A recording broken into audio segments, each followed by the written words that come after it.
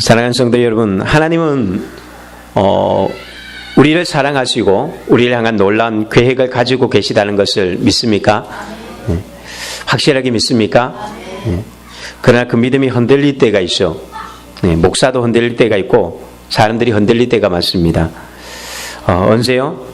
우리 현실을 볼 때, 또한 내 상황이 전혀 그렇게 느껴지지 않을 때에 우리는 하나님마저도 때로는 인정하고 싶지 않거나 또한 부인하게 되어지는 그런 상황들을 우리는 만나게 되어집니다. 요즘에 욥기를 묵상하면서 참 많이 은혜를 받고 있는데요. 욥기를 보면 고난의 이야기잖아요. 이해할 수 없는 고난들. 그 속에서 욥이 막 하나님 앞에서 또한 이 친구들 앞에서 호소하며 외치는 그 소리를 들으면 참 많이 공감이 되어집니다. 오늘 많은 사람들이 욥만큼 고난을 당하지는 않지만 모두가 그런 아픔과 상처와 고민들 속에 있는 것은 분명합니다. 아이들도 그렇고요, 어른들도 그렇고. 하나님은 욥에 대해서 뭐라고 평가하셨냐면, 욥 그와 같이 온전하고 정직하여 하나님을 경외하는 욥이다라고 이야기합니다. 그리고 그는 악에서 떠난 사람, 그런 사람은 세상에 없다. 동방에서 가장 훌륭한 사람이다. 그렇게 평가했던 사람이 바로 욥이었습니다. 그런데 그랬던 욥도 하루아침에 전 재산이 날아가 버리고 자녀들은 사고로 순식간에 자녀들을 다 잃게 되어지고 심지어는 자신의 몸마저도 질병으로 고통당하고 있을 때에 급기야 그 동방에서 가장 훌륭하다라고 했고 하나님마저도 정말 욥은 정직하고 하나님을 경외한 사람이다. 그런 사람은 세상에 없다고 할 만큼 칭찬했던 욥의 입에서 결국은 저주, 자기의 생일을 저주하는 말이 나오기 시작하고요. 불평하기 시작하고요. 그리고 죽고 싶다는 말이 그의 입에서 계속해서 하나님 나 좀 데려가십시오. 하나님 왜 나를 태어나게 하셨습니까? 그런 말들이 자기 이 욥의 입에서 자꾸만 나오는 것을 보게 되었습니다. 고난이라는 것이 바로 그 고난 속에서 우리는 하나님께 그런 질문을 하죠. 하나님, 당신은 누구십니까? 때로는 하나님 도대체 어디에 계십니까? 정말 하나님이 우리의 구원자인 것이 분명함에도 불구하고 우리는 하나님이 구원자인지 의심을 하게 되어지고 하나님이 우리와 함께 하신다, 임마누엘로 오셨다라는 것을 믿는다라고 말하면서도 때로는 하나님이 함께 계시지 않는 것처럼 느껴질 때가 분명히 있습니다. 이게 바로 고난이라는 것이죠. 고난은 우리의 믿음을 다 흔들어 놓고 그렇게 우리의 삶을 흔들어 놓게 되었습니다. 여러분들은 예수님을 어떻게 평가합니까? 예수님이 2000년 전에 오셨을 때에도 사람들은 다양한 반응을 보이게 되었습니다. 그들은 오랫동안 메시아를 기다려왔던 사람들이에요. 메시아가 오기를 얼마나 갈망했는지 모릅니다. 이걸 메시아 대망사상이라 그러는데요. 이사야서나 예언서를 통해서 메시아에 대해서 뚜렷하게 드러나고 그리고 바벨론 포로 이후에 귀환하고 난 뒤에 신구약 중간사 속에서 이스라엘 사람들은 정말 더더욱더 고난 가운데 메시아를 기다립니다. 그런데 정작 메시아가 왔을 때는 메시아에 대한 반응이 너무나 다양했다는 거죠. 어떤 사람들은 긍정적으로 바라보는 사람도 있었지만 시간이 지날수록 사람들은 예수님에 대해서 의심과 회의의 눈초리를 보내고 심지어는요 예수님을 죽이려 하는 사람까지 생겼다는 거죠. 그분이 하나님이 보내주신 메시아인데 분명히 그분이 우리의 구원자인데도 불구하고 사람들의 반응은 그렇지 않았다는 것입니다. 오늘 성경 본문에도 보면 예수님께서 유대인들의 명절이었던 맥추절이 되어서 예루살렘에 올라갑니다. 그리고 안 드러나시다가 명절 중간쯤 되셨을 때에 성전 안에 들어가셔서 말씀을 가르칩니다. 사람들은 예수님의 이 가르침 앞에 또 놀랍니다. 그들은 놀랐지만 예수님이 말씀을 들을 때마다 너무나 놀라운 거예요. 그런데 그들이 놀라는 것은 놀라면서도 그들은 한편에는 의심을 가지는 거예요. 아니,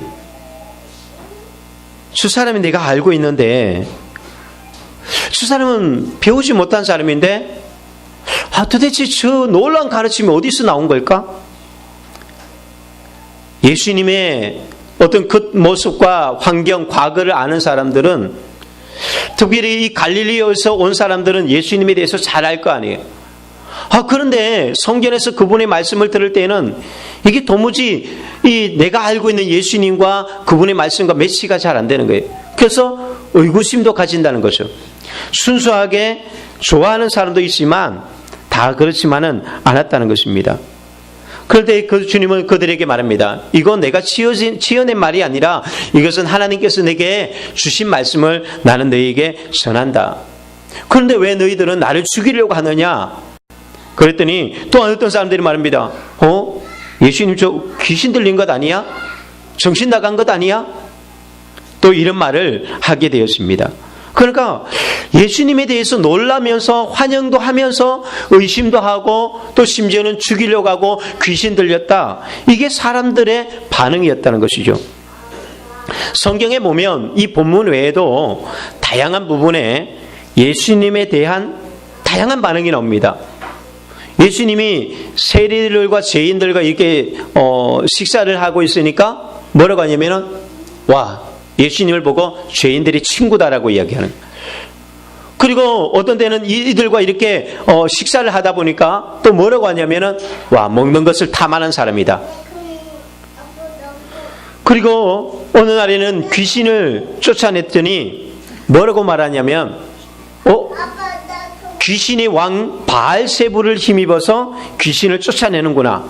저분은 귀신 들린 사람이야. 이렇게 표현한다는 것이죠. 그리고 많은 무리들이 예수님을 추정하면서 막 열광하니까 또 뭐라고 합니까? 예수님은 선동자야. 사기꾼이야. 이렇게 이야기하는 사람까지도 생겼습니다. 물론 성경에 보면 좋게 표현하는 사람도 있습니다. 좀 긍정적으로 선지자야. 예레미야와 같은 사람이야. 죽은 세례 요한이 아닐까? 이렇게 생각하는 사람들도 있었습니다. 제자들도요, 한동안에는 예수님에 대해서 혼돈스러웠던 과정들이 있었던 것을 보게 됩니다. 그래서 배신하고 떠나기도 했던 적이 있었죠. 예수님에 대한 이런 갈등은 비단 2000년 전의 이야기가 아니라 오늘 2000년이 지난 지금까지도 수많은 그 주님에 대한 증거와 어떤 많은 역사들을 온 세계에 역사적으로 보여주었음에도 불구하고 여전히 이 갈등들은 계속되고 있는 것을 보게 되었습니다. 그래서 지금도 사람들이 예수님을 신하다, 예수님이 사생하다, 또 예수님에 대해서 성인 군자 중에 한 분이다, 그냥 그렇게 평가하는 사람들이 있습니다. 예수님은 누구신가? 이건 너무나 중요한 질문이에요. 우리가 이 질문 앞에 내가 어떻게 대답하느냐에 따라서 우리 신앙이 결정되는 것이거든요. 그건 곧 우리의 구원을 결정하는 것이고요. 그것은 또한 우리의 모든 인생을 결정하는 것은 바로 여기 있습니다. 여러분들이 예배, 기도, 찬양 여기 있다고 무조건 구원받는 건 아니에요. 또한 우리가 막연하게 예수님을 믿기 때문에 구원받는다? 그것도 아닙니다. 우리는 그것에서 속으면 안 됩니다. 이단들도 예수님 믿습니까? 믿습니까? 믿습니다. 이단들도 예수님을 믿습니다. 그런데 어떻게 믿죠? 잘못 믿는다라는 것이죠. 그래서 그들은 구원이 없는 것입니다. 여러분이 예수님을 어떻게 생각하십니까? 예수님이 어떤 분이라고 생각하십니까? 정말 그분이 정말 우리의 구원자이심을 그렇게 믿으십니까? 여러분 그분을 영접하셨습니까? 그분께 나의 인생의 모든 것을 맡기셨습니까? 나의 생명까지도요? 우리 여기까지 가면 내 믿음이 정말 얼마나 확실하게 믿는지 안 믿는지 우리는 말할 수 있을 것입니다. 예수님을 영접한다는 것은 결국 그냥 가볍게 할 수 있는 이야기가 아닙니다. 예수님을 믿는 사람, 곧 영접하는 자, 곧 그 이름을 믿는 사람. 믿는다는 것은 영접한다는 것과 동일하게 이야기합니다. 예수님을 영접한다는 것, 그거는 결코 쉬운 것이 아닙니다. 그것은 예수님을 나의 인생의 주인으로 모시는 것을 이야기합니다. 이 상황이 달라지죠. 정말 그분을 영접하셨습니까? 그분을 믿으십니까? 우리가 예수님을 손님으로 받아들이는 것은요, 누구나 합니다. 그럴 수 있잖아요. 제가 여러분들 집에 신방 간다면 여러분들이 받아두는 것 그래도 그냥 받아줄 것입니다. 그래도 한 번 오는데 뭐. 그래서 뭐 커피도 대접할 수 있고요. 식사도 대접할 수 있을 것이고 그 정도는 할 것입니다. 근데 제가 만일에 여러분들 집에 눌러 앉아 있는다 그러면 어떨까요? 교회에서처럼 맨날 지사님 새벽인데 일어나셔야죠. 오늘 큐티 안 하세요? 기도하셔야죠. 제가 막 그냥 그 집에서 밥 달라 뭐 해라 내가 주인 노릇한다면 여러분들 다 집 나갈 거죠. 예수님도 마찬가지. 우리가 예수님께 찬양 드릴 수 있습니다. 이 시간 드리는 것 드릴 수 있습니다. 그분을 위해서 물질도 조금 투자할 수 있습니다. 그러나 그분이 내 인생에 들어오셔서 나를 간섭하기 시작한다면 쉬울까요? 예수님이 여러분들 집에서 여러분들의 직장에 있든지 사업장에 있든지 어디 있든지 그분이 다 따라다니면서 간섭하신다면 여러분들 어떨까요? 그게 영접입니다. 그분이 나의 주인이 되어지는 것입니다. 이스라엘은요, 지금 이 혼돈 속에 있는 거예요. 도대체 저분이 누구인가? 예수님이 정말 메시아가 맞는가? 예수님이 행하는 기적이나 이런 걸 봐서는 정말 그분이 구원자 맞는 것 같고, 그래서 그분을 따라가고 싶은데, 그런데 또 예수님의 말씀을 들으면 또 헷갈리기 시작하는 거예요. 또 예수님의 어떤 행동을 보면 좀 이해하기 어려운 부분들이 많이 있었다는 것이죠. 예수님의 동생들도 예수님을 믿지 않았잖아요. 왜 안 믿었습니까? 예수님의 행동을 이해할 수가 없었거든요. 당신이 메시아라면 당당하게 군중 앞에 가서 지금 맥추절인데 맥추절날 이번에 올라가서 좀 사람들에게 나타내십시오. 그렇게 해야지 뭘 이게 되든지 저게 되든지 하지 맨날 총구석에 처박혀서 뭘 하신다고 어떻게 메시아가 될 수 있습니까? 안철수도 아니고 있는 것도 아니고 없는 것도 아니고 뭔가 예수님의 행동을 보면 도무지 뭘 하겠다는 것인지 잘 공감이 잘 안 되는 경우들이 많았다는 것입니다. 그러면서 점점 더 가면서 의문이 커지는 것이죠. 그들은 예수님을 분명히 눈으로 보았습니다. 만났습니다. 만져보기도 했었습니다. 그러나 그것이 예수님을 만난 것은 아닙니다. 오늘 이 본문의 이야기는 또한 이스라엘의 이런 모습들은요, 오늘 우리에게 중요한 질문을 던지는 것입니다. 왜 이렇게 혼돈스러웠느냐? 오늘 말씀의 배경은 어디서 비롯되냐면 이 요한복음 5장에 나오는 사건에서부터 시작돼요. 요한복음 5장에 시작할 때 뭐가 나옵니까? 솔로몬 행각에서 그 베데스다 연못에서 38년 된 병자를 고쳐주는 이야기로 시작하죠. 바로 그 이야기입니다. 예수님이 언제 38년 된 병자를 고치셨습니까? 그날이 안식일이었잖아요.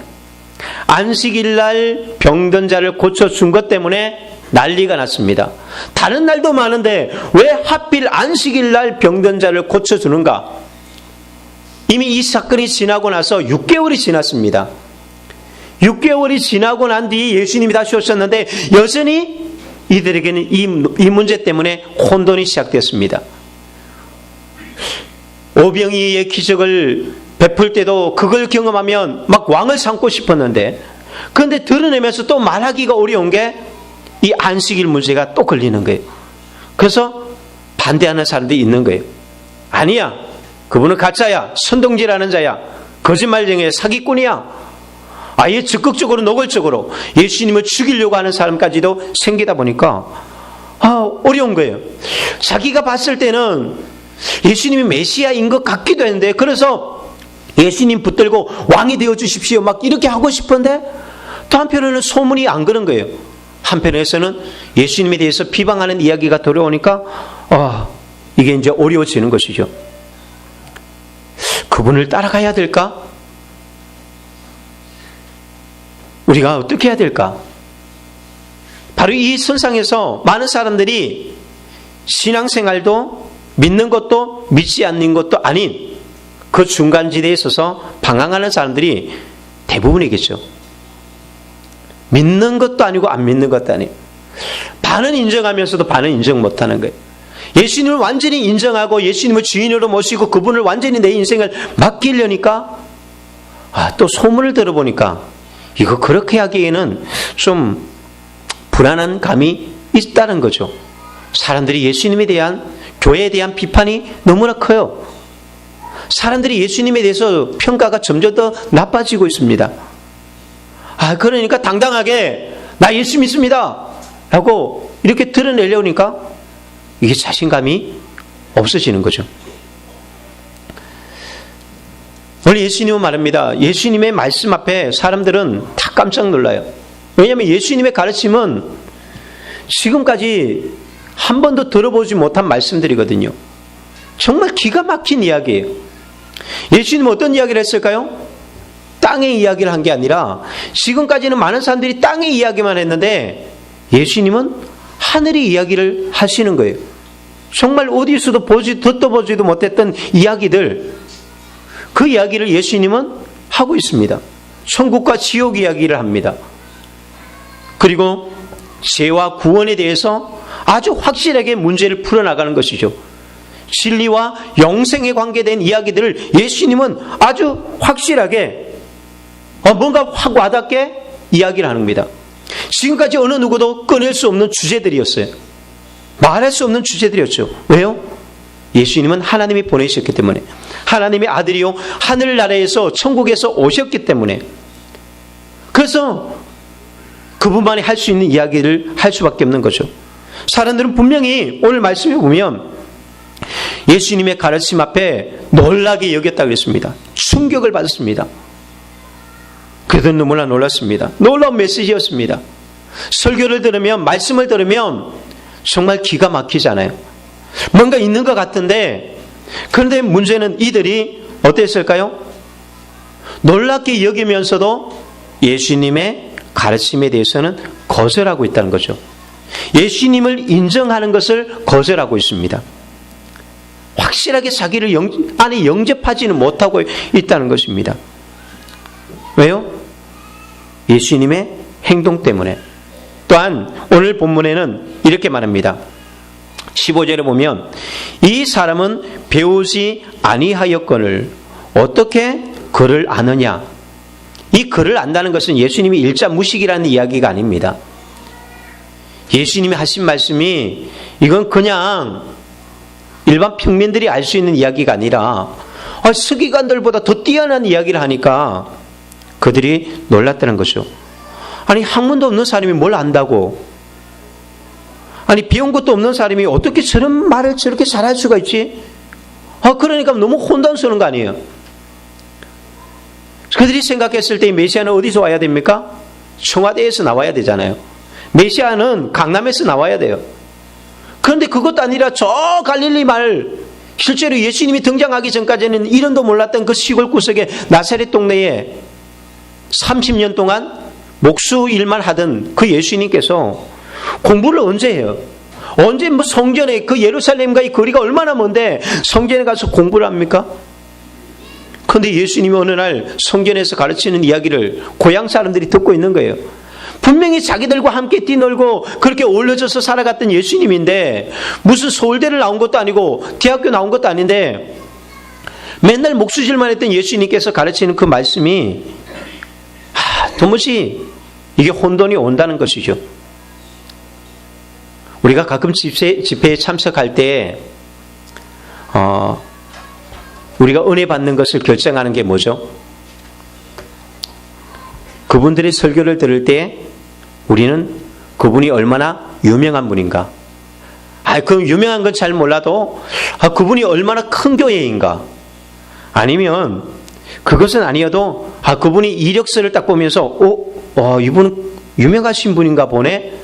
그런 마음을 열고 말씀을 들으려고 합니다. 그런데 이렇게 보니까 이력서도 별로 없고 유명하지도 않고 교회는 개척교회다. 그러면 이미 마음 닫아버리고 말씀을 듣기도 하죠. 이게 사람들의 태도입니다. 작은 교회에 유명하지 않으면 은혜 안 받으려고 작정하는 사람들이 간혹 우리는 보게 되었습니다. 그게 사람들의 태도예요. 무리들의 태도라는 것입니다. 2000년 전에 무리들만 그런 것이 아니라 오늘 많은 사람들이 마찬가지예요. 그래서 큰 교회에서나 유명한 사람이나 이런 사람들이 이야기하면 진리가 되죠. 그러나 작은 교회에서 이야기하면 배우지도 못하면서 쥐꼬래 이렇게 이야기에 반응하는 사람들이 있다는 것입니다. 그래서 조영기 목사님이 이야기하면 아멘 하고 개척교회 목사님이 이야기하면 다 잠잠하는 그런 반응들을 우리는 보게 되었습니다. 사람들은 늘 뭐를 보냐? 주보나 이런 것을 보고 이력을 봅니다. 그래서 스펙을 많이 쌓아야 돼요. 그래야만 사람들에게 인정을 받거든요. 그래서 그들은 예수님을 보고도 만나지 못한 이유가 바로 이런 데 있습니다. 이들 안에 여러 가지 문제가 많은데 왜 예수님이 이렇게 진리의 이야기를 하는데도 왜 못 받아들일까요? 그들 안에 편견이 있었겠죠. 그러나 주님은 이들에게 세 가지 이야기를 합니다. 너희들이 진짜 이것이 진리냐 아니냐를 구분하기 위해서는 너희들이 그런 외형적인 것, 오늘 보면 외모로 판단하지 말고라는 단어가 나오지만 그것 가지고 너희의 생각과 너희의 판단을 가지고 이렇게 하려고 하지 말아라. 어떻게 주님의 말씀이 진짜인지 아느냐? 첫째는 어떻게 하라고 이야기합니까? 17절에 보면 16절에 먼저 보면 예수님은 그래 봅니다. 내 교훈은 내 것이 아니요 나를 보내신 이의 것이라. 그러면 17절에 사람이 하나님의 뜻을 행하려 하면 이 교훈이 하나님께로부터 왔는지 내가 스스로 말하는지 알 것이다. 뭘 어떻게 하면요? 사람이 하나님의 뜻을 행하려고 하면 알리라라고 이야기합니다.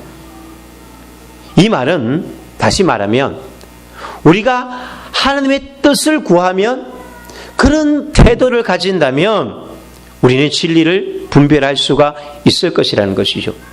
그런데 하나님의 뜻이 아니라 세상의 영광이나 어떤 다른 것을 찾으려고 하다 보면 내 뜻, 내 생각, 내 판단을 생각하면 우리가 받아들이기가 어렵다는 거예요. 그러다 보니까 뭐가 나옵니까? 예수님이 왜 마구간에서 오셨지? 왜 예수님께서 갈릴리 사람일까? 아니 또한 똑똑한 사람들이 그렇게 많은데 왜 하필이면 어부 출신, 세리 출신, 별 볼 일도 없는 제자들 불러다가 왜 제자를 삼지? 그리고 그들에게 결정적으로 가장 부딪히는 게 뭐였습니까? 왜 십자가이냐? 라는 것이죠. 여기에서 가룟 유다도 무너지고 베드로도 무너지고 제자들도 그렇게 다 무너져 내렸습니다. 그러나 반대로 생각해 보십시오. 예수님이 마구간이 아니라 왕궁에서 태어나시고 저 시골 갈릴리 출신이 아니라 예루살렘 그게 출신이다라고 생각하면 어떨까요? 그분이 왕의 자녀로 태어나고 왕가에서 태어나거나 부잣집 아들로 태어나서 아주 뛰어난 학문을 배우고 나갔더라면 그러면 어떻게 됐을까요? 예수님을 따르는 사람들이 어떤 사람이 따를까요? 서민들이 따를까요? 아니요. 누가 따를까요? 정치인들이 따르겠죠. 한번 출세하고 싶은 이 욕망을 가진 정치인들이 예수님에게 줄을 섰겠죠. 아니면 뭔가 어떻게든지 이득을 챙겨보려는 아부꾼들이나 장사꾼들이 예수님께 득실거렸겠죠. 진정으로 예수님을 추구하고 예수님을 사랑하고 예수님의 구원을 사모하는 그런 사람들이 아닌 그저 자기 이득이나 챙기고 뭔가 이 세상의 출세만 맛보고 하는 사람들만 예수님께 모였겠죠. 이명박 대통령이 당선되었을 때에 어떤 일이 벌어진지 아십니까? 이 이명박 대통령이 당선되었을 때에 이명박 대통령이 출석하던 교회가 소망교회이지 않습니까? 단 한 주 만에 3,000명이 등록했습니다. 어마어마하죠. 엄청난 부흥이겠죠. 그러나 그게 하나님이 꿈꾸는 부흥이겠습니까? 거기에는 교회 다니는 사람도 있었고요. 또 교회 다니지 않는 사람도 등록했습니다. 어쨌든 교회에 왔으면 좋은 것 아니냐. 그러나 주님은 그 숫자에 연연하지 않는다는 것입니다. 그렇게 많은 사람들이 그냥 많이 몰리는 것 주님은 전혀 거기에 개의치 않았습니다. 자신을 왕으로 삼으려는 것 그것도 주님은 좋아하지 않았습니다. 끈히 그들의 속을 다 알고 있거든요. 그들이 정말 예수님을 사랑하거나 그들이 정말 예수님의 구원을 사모하거나 그런 것을 알기 때문에 주님은요 그래서 그런 모습으로 오시지 않았어요. 오히려 가난하고 낮고 천한 사람, 가늠하다 현장에 잡힌 사람, 세리, 죄인들의 친구가 되시고 그들 삶 속으로 들어가셨습니다. 사람들이 그것 때문에 부딪히고 혼란스러웠을지 모르지만 여전히 주님은 지금도 마찬가지입니다. 주님은 부자를 싫어하는 것이거나 강한 사람을 싫어한다는 이야기가 아닙니다. 주님은 어떤 사람을 찾고 있습니까? 정말 하나님의 나라와 그 의를 구하는 사람들을 찾고 있습니다. 그래서 예수님은 말합니다. 하나님의 뜻을 행하려 하면 그것 주님의 말씀이 무엇인지 확실하게 알게 된다는 것이죠. 내가 하나님의 뜻에 초점이 맞춰져 있지 않고 그 뜻을 따르려고 하지 않을 때에 우리는 말씀에 자꾸만 부딪히게 되어 있습니다. 그래서 혼돈스럽다는 것입니다. 내가 진리가 무엇인지 예수님이 누구신지 정말 안다면 내 계획과 내 뜻을 내 생각들을 다 내려놓고 오직 주님의 말씀대로 그분을 따라간다면 우리는 그분을 이해할 수 있고 또한 그분을 경험하게 될 줄로 믿습니다. 제자들이 그랬습니다. 제자들은 한때는 배신됐지만 나중에는 어떻게 됩니까? 주님 말씀대로 예루살렘을 떠나지 않고 그곳에서 기도하며 기다렸을 때에 그들에게 성령이 임하고 그들은 증인이 되었던 것을 보게 되었습니다. 우리가 하나님의 뜻을 구하면 우리는 이렇게 혼란스럽지 않습니다. 신앙생활은 그렇게 복잡한 것이 아닙니다. 왜 복잡합니까? 내 뜻과 하나님의 뜻이 부딪히기 때문에 내 생각과 하나님의 생각이 늘 부딪히다 보니까 신앙생활이 어려운 거예요. 복잡해지는 것이라는 것이죠. 두 번째는 예수님 말합니다. 하나님의 뜻을 행하면 알게 될 것이고 두 번째로는 보내신 이의 영광을 구하는 자는 참되니 그 속에 불의가 없다. 무엇을 구하라고요? 보내신 이의 영광. 자기의 영광이 아닌 하나님의 영광을 구하는 사람. 이 사람에게는 이런 부분에 문제가 없다. 오늘 18절에 보면 이런 사람이 있습니다. 자기 영광만 구하는 사람이 등장합니다. 자기 영광을 구하는 사람들. 그 사람들은 어떤 사람이라고 합니까? 스스로 말하는 사람들. 누구의 하나님의 이야기가 아니라 자기 생각을 말하는 사람들. 그런 사람들은 무엇을 구하는 사람이라고 합니까?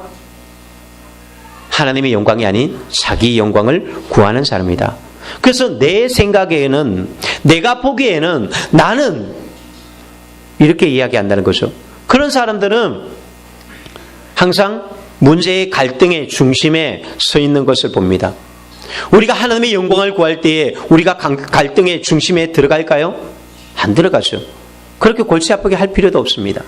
그런데 내 뜻이 있었고 내 생각이 있다 보니까 갈등 속으로 들어가는 것입니다. 또한 갈등을 일으키기도 하는 것이죠. 우리가 말하는 것이 지금 우리가 여러분들이 이야기하고 나누는 이야기들이 여러분들의 생각입니까? 하나님의 말씀입니까? 우리가 이것이 중요합니다. 설교 시간은 제 이야기하는 시간이 아닙니다. 저는 사석에서 제 이야기를 합니다. 내 생각을 합니다. 내 생각에는 이렇게 했으면 좋겠다. 그러나 설교 시간만큼은 제 생각이나 제 이야기를 하는 시간이 절대로 아닙니다. 저는 이 시간에 하나님의 성경에 나와 있는 이야기만 하는 거예요. 물론 저에게는 설교를 준비하면서 굉장히 많은 유혹이 있습니다. 어떤 이야기요?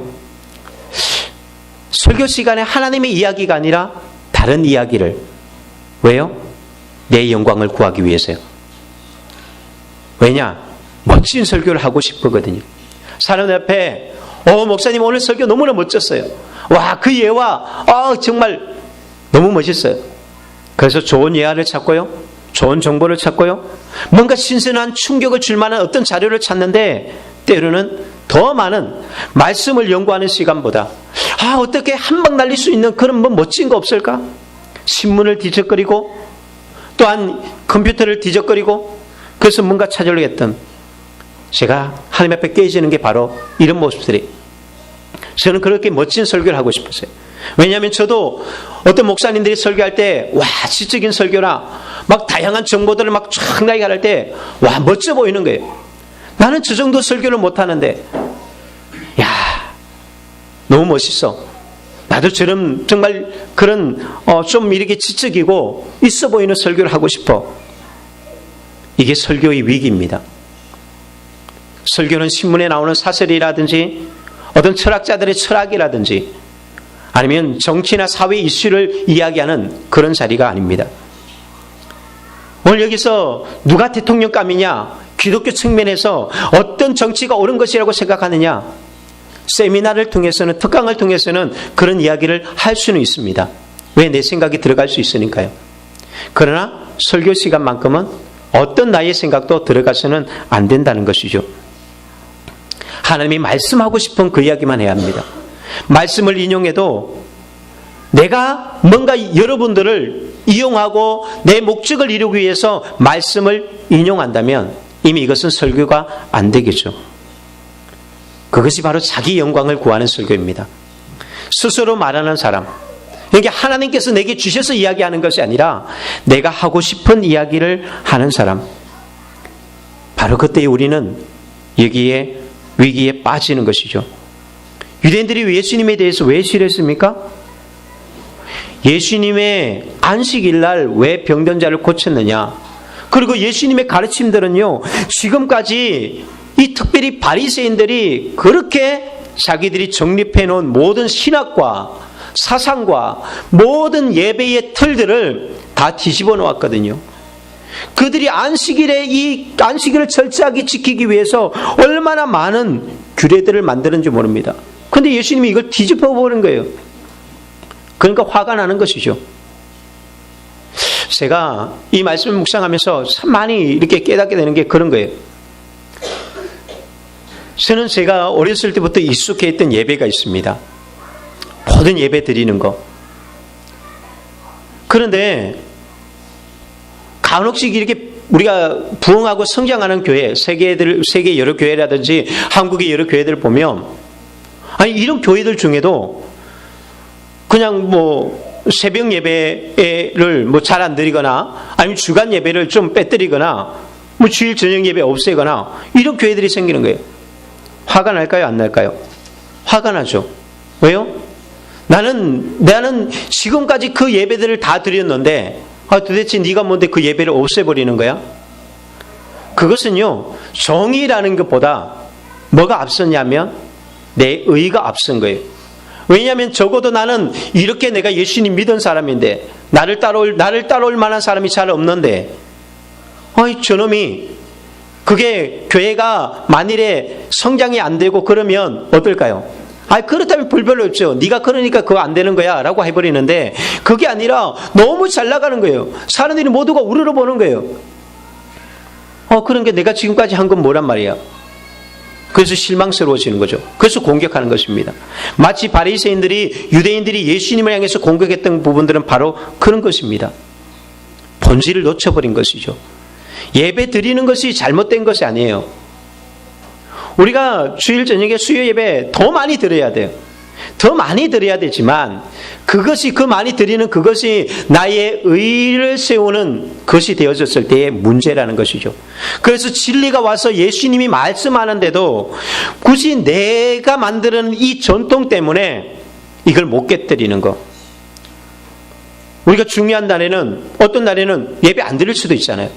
우리가 지난번에 여름 전체 가족 수련회 할 때 그때 수요 예배 안 드렸습니다. 옛날 같으면 상상이라 했을까요? 아니, 지대들끼리 논다고 수요 예배를 안 드려? 이게 용납이 될까요?